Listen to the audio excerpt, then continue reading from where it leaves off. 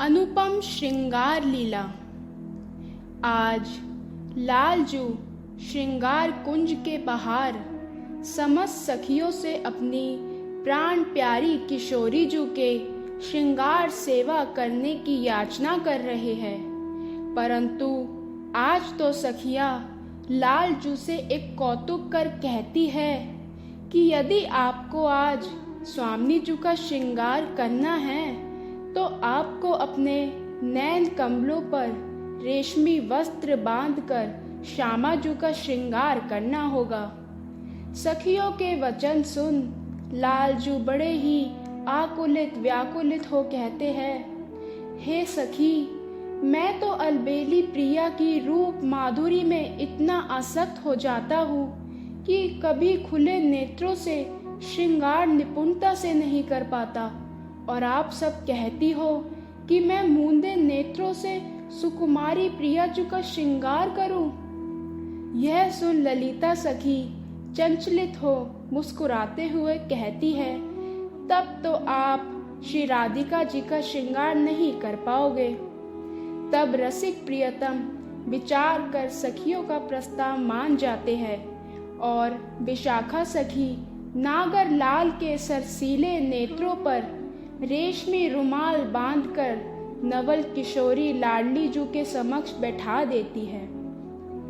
अब तो सारे श्रृंगार के स्वर्णिम थाल लालजू के समक्ष प्रस्तुत कर सभी सखियां मंद मंद मुस्कुराने लगी।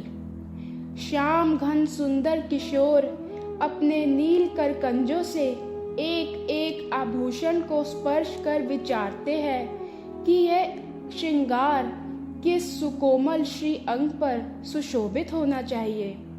सांवल कुंवर बड़े अनुराग पूर्वक अपने मन रूपी नेत्रों से प्यारी जू की सुंदर अनुपम श्रृंगारित छवि को निहारते हुए श्रृंगार करना आरंभ करते हैं। श्रृंगार संपुट में प्यारे दुलारे अब झिलमिलाती कटी किंकिणी को स्पर्श कर संशय में पड़ जाते हैं कि यह कंठ श्री दुलरी है या कटी प्रदेश पर धारण करने वाली किंकिणी। तब सखिया लालजू की सहायता करते हुए एक सुंदर झूमन लेती है। उस झूमन से सखियों की कटी किंकिणी झिलमिलाते हुए सुंदर ध्वनि उत्पन्न करती है, जिसे सुन लालजू को नृत्य लीला स्मरण आ जाती है, जिसमें लाडली जू जब गतियां लेती है तब उनकी करधनी कैसी ध्वनि उत्पन्न करती है। उस मधुर नाद को श्रवण कर लालजू कटी करधनी प्यारी जू की छीन केहरी कटी पर धारण करवा देते हैं। अब स्वर्णिम हंसाकार डलिया में से लालजू अपने कर कमल में कंगन लेते हैं, जिसे महसूस कर लाडले दुविधा में पड़ जाते हैं कि यह बाजूबंद है या करवलय। तब चंचल लालजू बड़ी ही चतुराई से दोनों कंगनों को आपस में बजाकर उसकी खन खन की ध्वनि को सुन वह क्षण याद करते हैं जब लाडली अपनी गोरी मृदुल कलाइयों को मिलाकर खन खन करती है। तब भी ऐसी ही मनमोहक ध्वनि उत्पन्न होती है।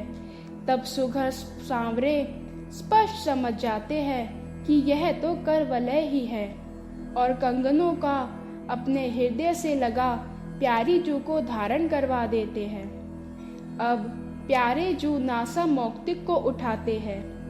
इतने सूक्ष्म श्रृंगार का स्पर्श कर लालजू फिर से संकट में पड़ जाते हैं कि ये बेसर मोती है या कर्णों में धारण करने वाली बाली।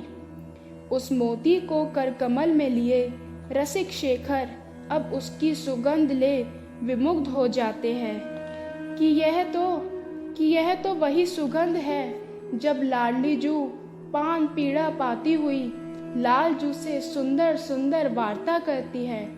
तब उनकी श्वासावलियों की सुबासित ब्यार लालजू के नासापुट में प्रवेश कर उनके रोम रोम में आनंद प्रेम वर्धन कर देती है। ऐसा ही अनुभव इस समय लालजू नासा मौक्तिक की सुगंध पा कर रहे हैं।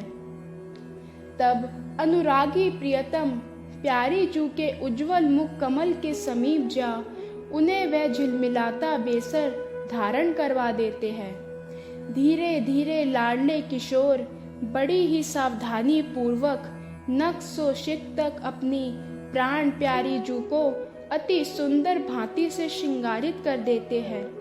अब जैसे ही सुकुमार किशोर अपने नेत्रों से पट्टी हटाते हैं, तब अपनी सुकुमारी लड़ैती जू को श्रृंगारित देख इतने विकल हो जाते हैं कि उनकी बलैया लेते हुए प्रिया जू की ग्रीवा पर काला टीका लगा देते हैं कि कहीं मेरी प्राणेश्वरी को मेरी ही नजर ना लग जाए।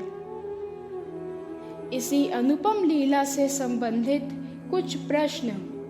पहला प्रश्न, लाल जू की उस प्रेम विवशता का वर्णन करे जिससे वह खुले नेत्रों से भी श्यामा जू का श्रृंगार नहीं कर पाते। उदाहरण के रूप में जब लालजू लाडली के विशाल नेत्रों में अंजन लगाते हैं, तब उनके नेत्रों की चपलता और अरुणिमा को निरख इतने विकल हो जाते हैं कि लालजू के कर कमल कंपित होने लगते हैं। दूसरा प्रश्न, लीला में वर्णित श्रृंगारों के अतिरिक्त अपनी दुलारी किशोरी का और अन्य श्रृंगार करते हुए लालजू को किन किन कठिनाइयों का सामना करना पड़ा। तीसरा प्रश्न, प्रियतम किशोर के द्वारा श्रृंगारित हो लाडली जू ने दुलारे प्यारे को कैसे पुरस्कृत किया। जय जय मेरे प्रिया प्रियतम।